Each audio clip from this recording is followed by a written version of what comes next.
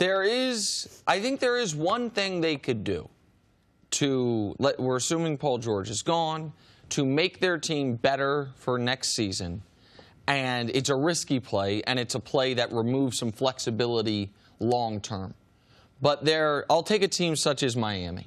Miami, when the cap boon happened a couple years ago, when they didn't smooth the cap and all these crazy contracts were given out, Miami committed themselves long-term to some decent players, but that are now, because the cap didn't continue to rise, way overpaid. Guy like Josh Richardson, Tyler Johnson's going to make $19 million next year, and it's multi-year deals.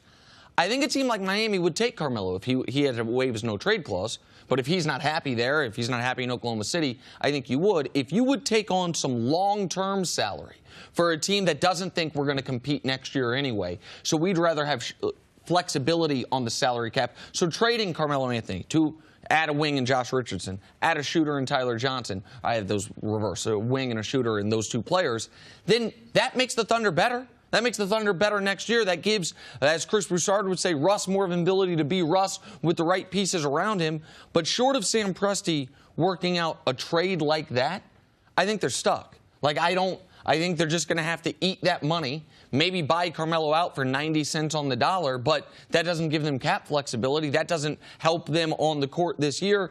I just don't think Carmelo's a useful player at this point in his career, especially where he is mentally in what he is willing and not willing to do.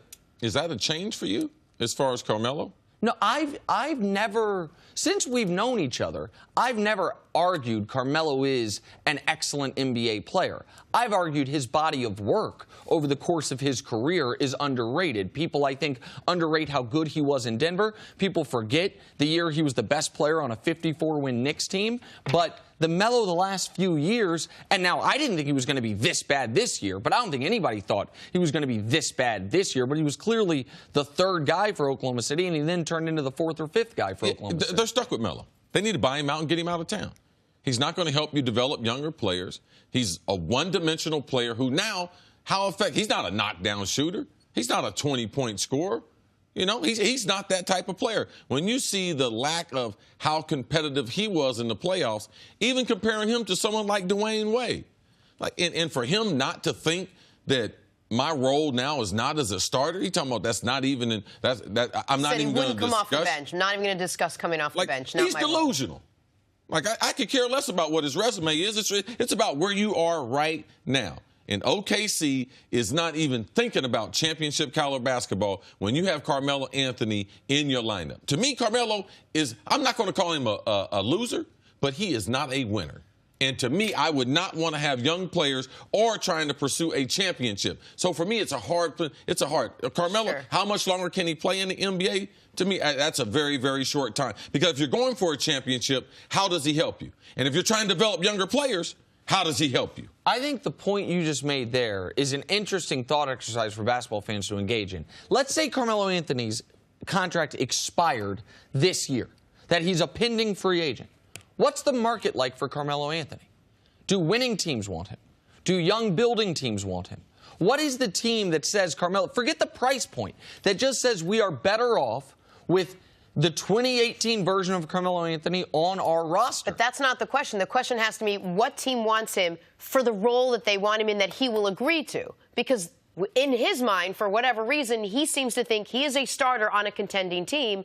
It seems like the pundits out there don't believe that's the case, and I don't think he wants to go anywhere and be a role player. He certainly doesn't want to go anywhere and come off the bench, and he really doesn't want to go anywhere and make under $28 million.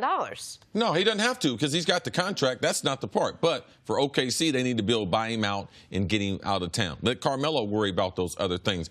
I wouldn't want Carmelo around my organization because I don't believe that he's the type of basketball player that I'm going to be able to either help my younger players get better, that he's got no great playoff experience, he doesn't play defense, and you know what Carmelo is? He's a very talented athlete for a long time, took advantage of his overall talent and didn't sharpen his skills, didn't take care of his body. His body and what it looked like in the offseason, it didn't matter. We saw him this offseason trying to get back in shape, hoodie Melo, but it was too late. Now, Dwayne Wade, he has serious knee problems, but he got the best out of his career. Carmelo Anthony is one of those type of players, one-dimensional, and to me, he is not a winner. And we would have thought Melo's game would age better than Wade's.